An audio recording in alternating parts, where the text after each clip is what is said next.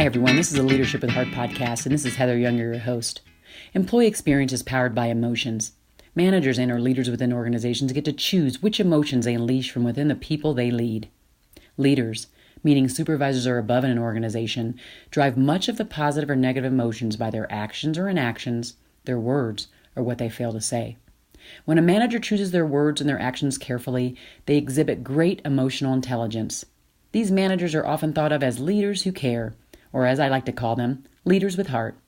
This special brand of leader drives engagement and loyalty simply by being themselves. Are these leaders perfect? Absolutely not. It is in their awareness and sharing of some of their imperfections that we realize their brilliance.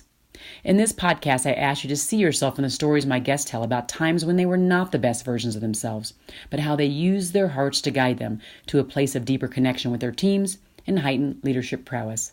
Enjoy. Hi, everybody. This is Heather with the Leadership with Heart podcast, and I'm really quite thrilled to have someone who I consider a longtime friend of mine, Tillery, on the call with us today. He's on here, we go way back, at least 20 years, maybe more than that. I think it's probably more than that.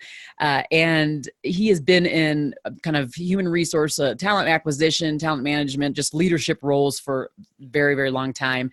And I just love his background, but just love more than anything his heart. You know, it's a Leadership with Heart podcast. So it's really dealing with those who have higher emotional intelligence, who relate well with people, who understand the importance that people play in just organizational growth and development. And so that's why I have you on the show. So welcome, D'Anthony. Thank you, Heather. I appreciate the opportunity. I appreciate the invite. And certainly I appreciate reconnecting with an old friend. So to your point, it has been, almost 20 years, I would imagine, since we first met. So thank you for the opportunity and thank you for the friendship over the numerous years. Absolutely. So where are you right now in your leadership journey?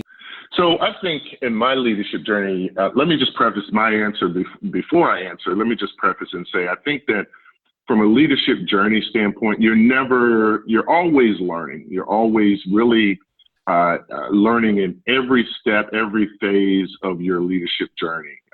Even from the time you start a new job in your early career to the time that you become a senior and an experienced professional, you're always learning. But personally speaking, my leadership journey is one where I've learned over the years that, things like stress and things are things that you have to learn to balance yourself with so that you can best serve the team. For me, my leadership journey has evolved into more of a servant leadership style over the years. I think that early in my career, it was ruled by iron fist. It was all policies and procedures. And I think that, early on, before I really started diving into this servant leadership style, it was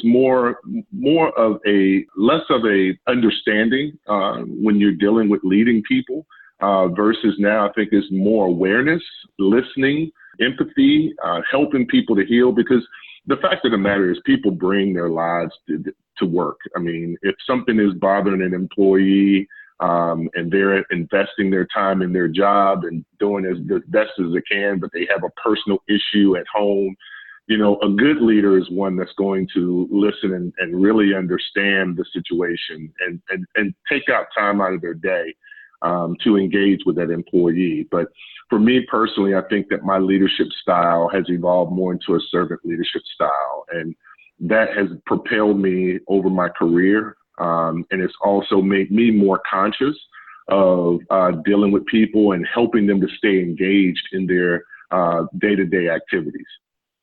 Oh, great. That's awesome. So you're right now, I know that you just recently are moving on or changing roles.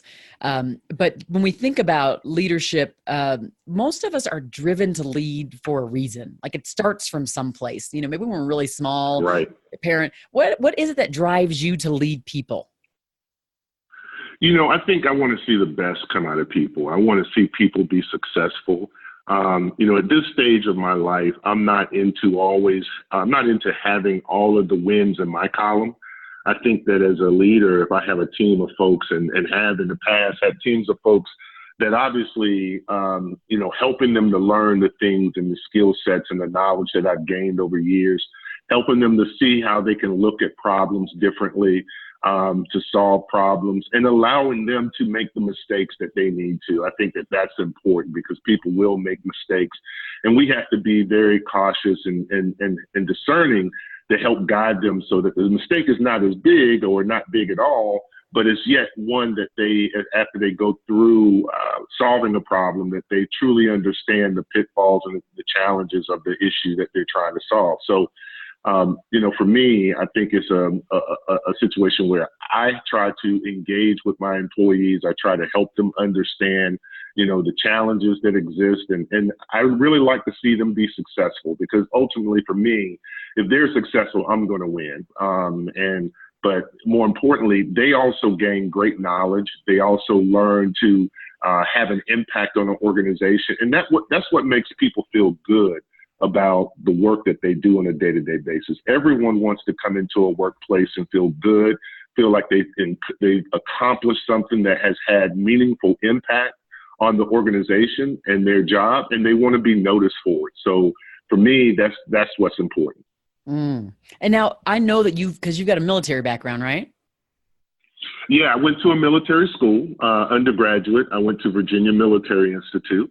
And it was very structured, very disciplined. And when you think about servant leadership, a lot of servant leadership is things that is done in the military, and how you build the camaraderie with your teammates or the people that you're leading into battle, so to speak. But certainly those experiences early on in my early adulthood are things that I think, help build a foundation for me progressing to where I'm at today. Yeah, I would imagine so. Going to that military academy but I would think frame out a lot of how you lead. And actually, like you said, how you led early on with that kind of, ruling with the iron fist type thing. And then once you got into right. it changed, right? It softened. That's right. And it's good that you picked up on that because I think that, having gone to a military school, it was more black and white. And as a leader, you deal with a lot of gray. And unfortunately, I think that, you're not always prepared adequately to deal with all of the gray that you have to deal with as a leader early in your career. But it's through the experiences that has built up wisdom over the years where you learn to how effectively to get the best out of people. And ruling with an iron fist, so to speak, is not the way to get the best out of people. Everybody is motivated by different things, but yet at the core, everybody wants to be successful. Everybody wants to be acknowledged. Everybody wants to be a part of a team. Those are things that I think are consistent when you think about being a leader and getting people to that point where they're motivated in those things to, essentially impact the organization in a very positive way. Mm-hmm. So obviously there's been an evolution in your leadership, which obviously most of people do have that. We're kind of seasoned over time and we change. As we talk about just in life, there are hills and then valleys but in this case, was there ever a time, you think of a specific instance where you just were not very proud of maybe what you represented at that time in a leadership space? And then, so be specific with us and then tell us what it is you did to come out of that and become more enlightened and again, more emotionally intelligent. Yeah, I think one of the things that I experienced was when I worked at, I'm going to kind of keep names to myself. I'm not going to mention names, but I'm going to mention situations and help people to understand the context. So, but for me, I think one of the experiences that I kind of reflect on when I think about an area where I may have failed and wasn't a great leader was, once upon a time I had an employee who actually worked for me. And this employee essentially made some, executive level decisions without running the decisions through the right people. And, she did not necessarily engage with me to help me understand the decisions that she was actually making. And, ultimately that decision cost us, cost about $500,000 in our budget. Oh. And it was a lot of money at that time when, we were really doing some things in our organization. So when she made the decision and agreed to investing with another company. And we found out it was, after the decision had been made. And so essentially we were kind of on the hook for this $500,000 worth of expense that we needed to pay or would have to pay for these level of services. And, I think when I look back and reflect on that, there were several things that probably happened. One, at that time, I didn't make enough time to have sit-down conversations. As a leader, you want to make sure you're having kind of the one-on-one conversations. You kind of are up to date on what your employees are doing, the decisions that they're having to make. And at that time, I didn't invest the time to sit down and have one-on-ones and to stay engaged with the employee. I kind of allowed her to move forward and make some of the decisions without really engaging with her and really understanding the decisions that she was trying to make.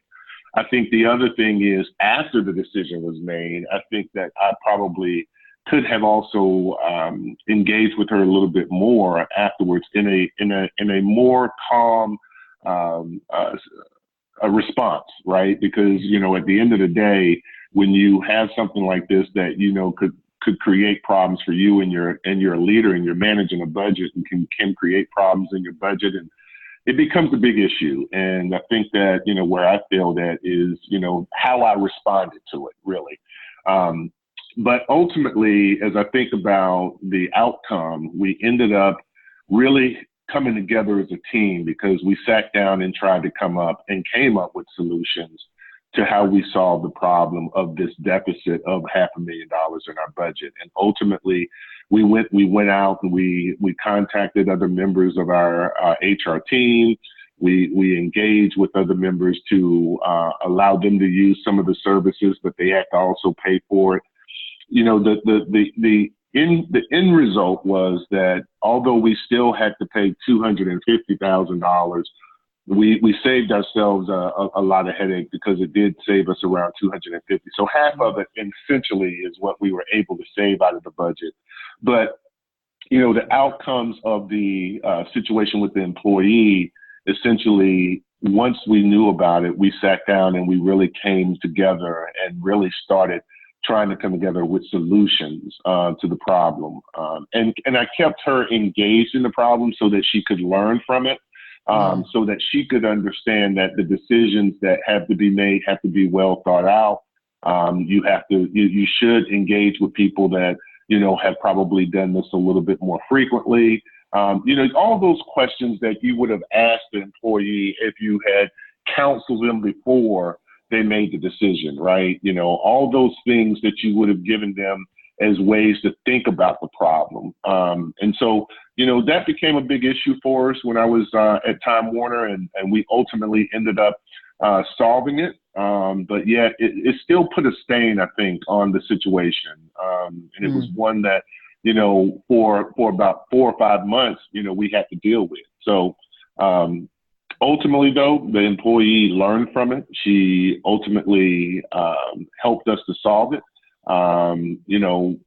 She ultimately was, a better person for it, but unfortunately, like I said, it was a time that was tough, and it taught me a lot. It taught me about how to ensure that I'm investing the amount of time that I need to with my employees or my team to fully understand how I can be a better leader for them and how I can be a better resource for them when they're making decisions. Because had I done that earlier on in this scenario, I would have been in a better position to head off the issue before it became an issue, so to speak. So that was one of the things that when you asked me the question that first came to mind, because I looked back on that and said, how could I have been a better leader to that individual to help her process through this issue that ended up impacting our budget, about $250,000. And in today's environment, and even in the past, people understand, as a leader, you're managing budgets, you're managing the resources of the company, and to have $250,000 all of a sudden be lost, then it becomes a very tough issue to have to deal with. Absolutely. Does that answer your question, Heather? It does, yes. And it makes a few things come to mind. So number one, that's a heck of a lot of money in today's dollar too. So that would be a big ouch. And the fact that I'm assuming you two both kept your job after you're able to recoup it, but a lot of it, we were, you may not keep your job, right? That would be, Yeah. that's a big owie. But the other thing that makes me think of is trust, this idea of trust. Sometimes, we're like, we really should trust our employees. We need to empower our employees. But there's like this extreme side to it where if we trust too much, like you're saying in this example where you kind of let her go further, not checking back in, then there's this trusting too much concept where you have to make sure that they are seasoned enough and even guided properly enough before they make super big decisions like this one, where it's, the impact is $500,000 initially and then 250 after. So you just bring that up. And I think it's an important point that we do need to trust our people. We do need to empower our people, but we do need to make sure that we continue to guide them and mentor and just provide them that balanced insight when they're about to make some decisions that they need to make for the organization that can impact the organization, right? Yeah, you're absolutely correct, Heather. And that's some of the things that I was referring to when I said that's what I learned, right? Yes. As a leader, you're having to kind of help people set the guardrails, right? To how they're going to do things, how they're going to operate, how they're going to work with you.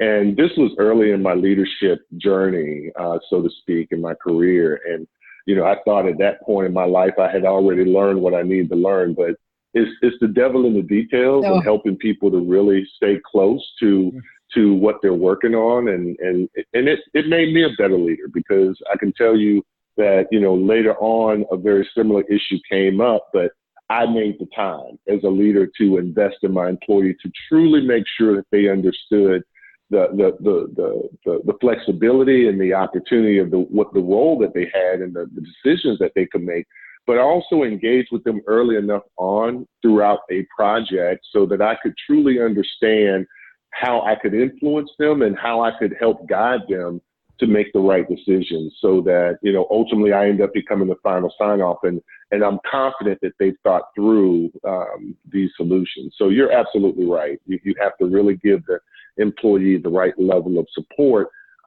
freedom to make the right decisions, but you also have to help give them the guide rails, so to speak, to ensure that they understand when when they're given that power and that decision making ability, that they also have an opportunity to engage with you to ensure that they're pointed in the right direction. Like, to much is given, much is expected, right? That's right. So now you work primarily in talent acquisition, right? Leadership, talent acquisition. That's right. Human resources, talent acquisition, and in the space of talent acquisition is just one arm of human resources, and is probably in most organizations, I would say, for anybody that has people that's working for them, is probably the most important aspect of the human resource function. It's all about how do we engage with the people before they even are considering us? What's our employee value proposition? How do we brand ourselves in the communities that we're trying to attract talent to? And then, what is the experience we want people to have when they are applying or being interviewed for the jobs, right?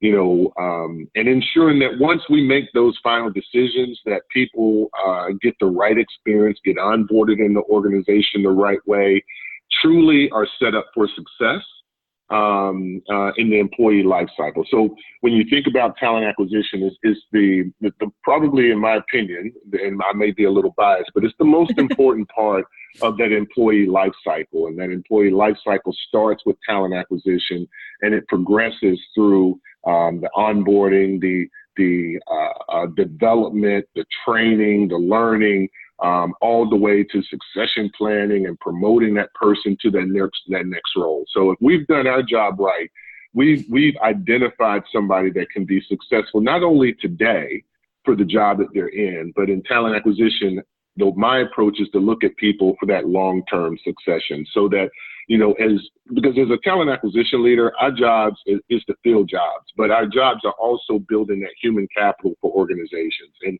when you're trying to find talent, you're trying to look at talent with a broad scope, so that you're not just trying to find talent for today's job, but you're thinking about what are some of the other skill sets that this individual will have that can be leveraged in our organization, maybe in another area. So, you got to think broadly about it, but I think it's the most important function of any organization where human capital is an important aspect of the success of the organization. That's awesome. Yeah. And I wanted to make sure I brought that up because I don't think I've had anybody in talent acquisition on the call. And I think it's super important. I really do believe you got to get the right people on the bus, and you got to make sure that when you bring them on, that you have them going down the right track and that you're kind of checking in with them frequently. So I definitely agree with your entire, the global view that you have as far as talent acquisition. I think it's great. Yeah. I think that the other thing, when I think about, being a leader, I think, part of the job of a leader really too, in my opinion, what I learned, another thing that I learned, Heather, was listening. Because as you move up that pyramid in corporate America, and this is exactly what the case was for me, as you move up that pyramid, you get further and further away from the stability in the base of the pyramid, right? And the stability of the base are the people that are doing the job, in my opinion, every day at the lower levels of the organization. And, what the type of leadership I try to make sure happens in my organization is that people from every level of it feel like they're being heard, feel like that their ideas are not just being pushed aside, because, what you learn as a leader is that you probably have some smart people on your team, and they see a problem, and unfortunately, they're afraid to share that with some people. And so listening is a key component, in my opinion. And I just wanted to throw that in there because that's another good skill set that I think has matured over time for me, is not just listening to my bosses, but listening to people who work for me and work under me, because, those people live it and breathe it every day. Yeah, so true. If we're not, even from the very beginning, if we're not listening for the little cues inside of the behavioral questions we ask during the interview process, and we're not hearing their responses, we aren't, like in the talent acquisition role, if we're not listening, then you're going to bring the wrong people and put them in the wrong positions with the wrong leaders, because you have to make sure there's a good mesh culturally inside the team. Right. So yeah, I mean, listening all the way from there all the way through is absolutely critical. So I definitely agree with that.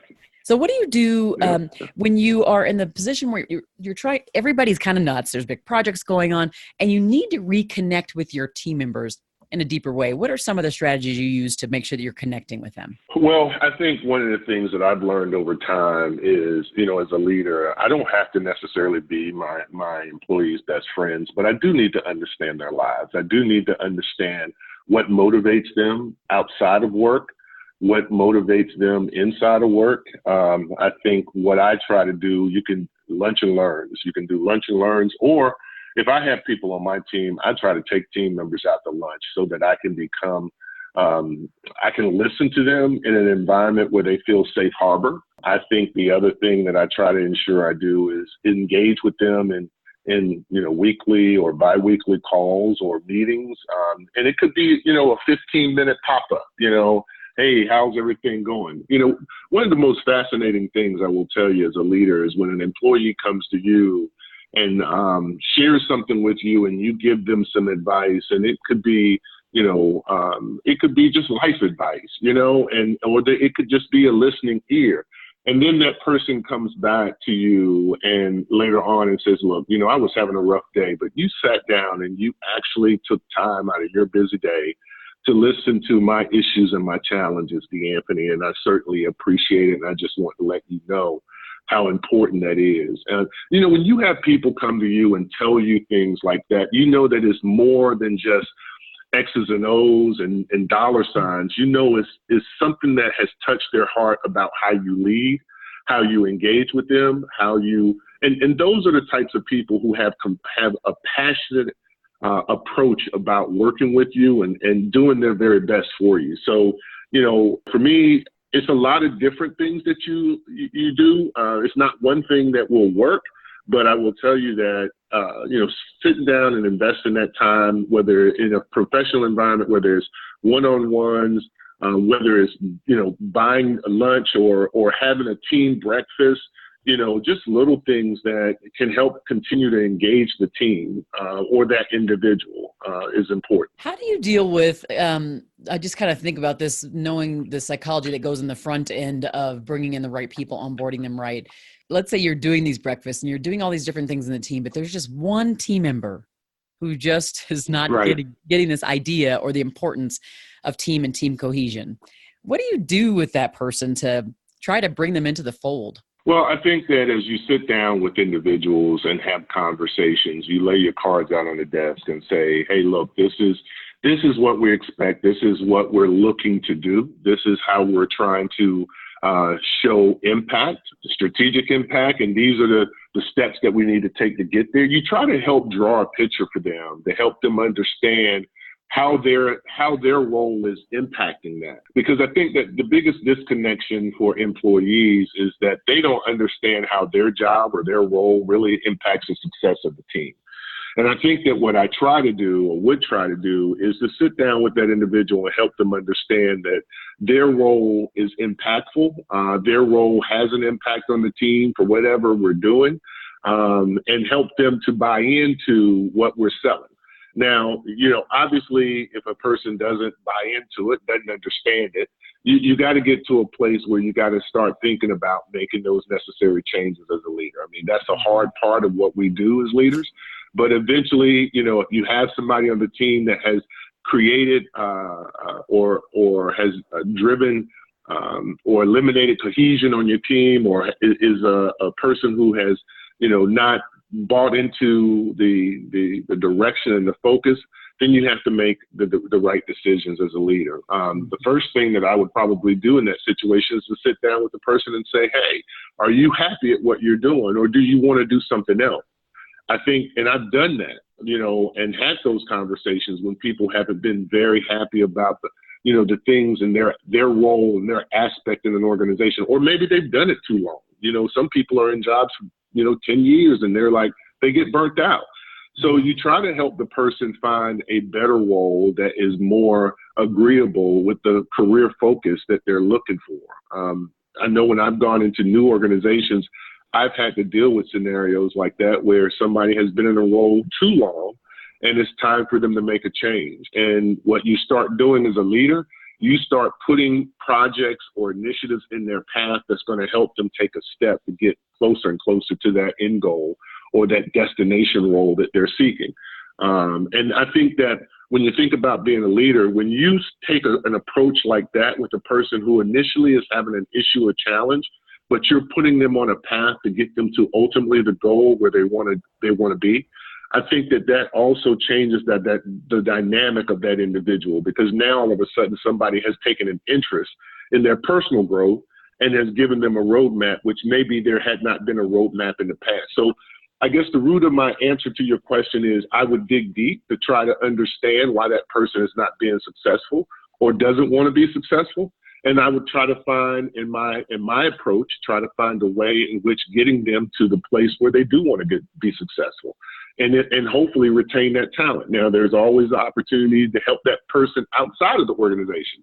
That's the good thing about having somebody that has built up a network of people and connections where I could even extend to that employee. I know people if you're trying to get into another function or another area. So it's really about helping that person in many ways outside of just trying to ridicule or persecute that individual for a job not well done.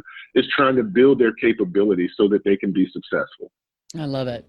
So one of the last things I always like to ask my guests is if there's a leader that's listening right now, and I don't know who's listening, who will be listening, right? But if there's someone out there kind of listening and they might be struggling in their leadership for whatever reason, it could be, they've done it a long time. It could be they're new. It could be they're just having a hard time engaging with their people. What might be a pearl of wisdom, some kind of nugget you might leave the listeners with today? I think that a leader has to understand that leading can also be compassionate, and it can also be a place of understanding. Leadership does not always have to be just purely, I tell you this and this is what I want you to do. Leadership can also be, helping people on their own personal life journey and helping people be successful even outside of work. And what I mean by that is, if you're having a person who is struggling with something but needs some help them get the help that they need, or help them get the connections that they need. Oftentimes what we fail to do, the way I'm going to answer that, I'm going to give you this. This is a good example. I'm going to give you an example, and this hopefully will help answer the question for you. Okay. Recently I had an employee come to me, and I knew this employee was in school. And this employee was, she was very downtrodden. I could look at her face and see that she was downtrodden, wasn't having a great day. And so, I asked her, I said, how you doing? How things going? And we just had small talk. And fortunately for me, we had built up enough conversation in the past where she felt comfortable enough to share something with me outside about her life outside of work. And it was something very simple. Her issue was really about her car, and the fact that, she was having car troubles or had car troubles, got to pay for new tires and those types of things. And, granted, every leader, I'm not a leader that's going to say, okay, here's the money that you need. But what I did is I just talked to her and we reassured her that it would work out. And here's some recommendations from being a father of a teenage daughter and a son of things that you should probably do to make sure that in the future that, you get your car inspected and those types of things. And we just had a general conversation. 2 weeks passed after that, and I saw her again, and I said, hey, how did everything work out with your car? And she said, it wasn't really about the car. It was really about the fact that somebody sat down and listened to me because I was really having a bad day. I had been screamed at by a customer. I had some other issues. I was having some other issues, and then I get a call that my car was, needed to be fixed, and she was just having a bad day. So it wasn't anything necessarily outside of just the car. It was multiple things that she was dealing with. But anyway, at the end of the day, her coming back to me and just, helping me to recognize that just a simple conversation, just a simple 15, 20 minutes of conversation about what was happening outside of work in her life made a difference for her. And she really appreciated that. So when I think the nugget that I ultimately would leave people with is they're really being servant leaders is really understand that you got to rule from your heart as well. You can't just be about X's and O's and dollar signs when you're leading people, and understand that people can make the most impact on your organization when they're motivated and energized by people who can lead them and keep them encouraged. Love that. Oh, that's a great note to end on, and you just gave me little chills right there. So thank you for that. I appreciate that at the end of the show. For those who are interested in getting a hold of you, like just a follow up, what might be the one way they could do that? The best way to get a hold of me is LinkedIn. If anybody is interested in connecting, my name is D'Anthony Tillery. I am in Dallas. I'm an executive in talent acquisition. Feel free to reach out. Send me an invite to connect, and we can get on the phone and chat. So I look forward to hopefully connecting with folks out there in the social web.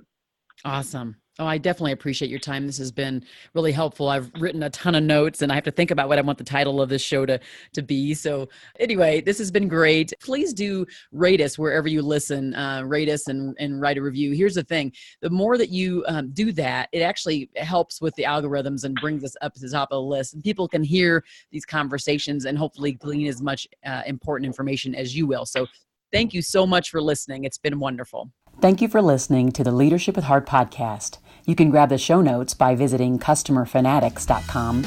And don't forget to subscribe to our newsletter.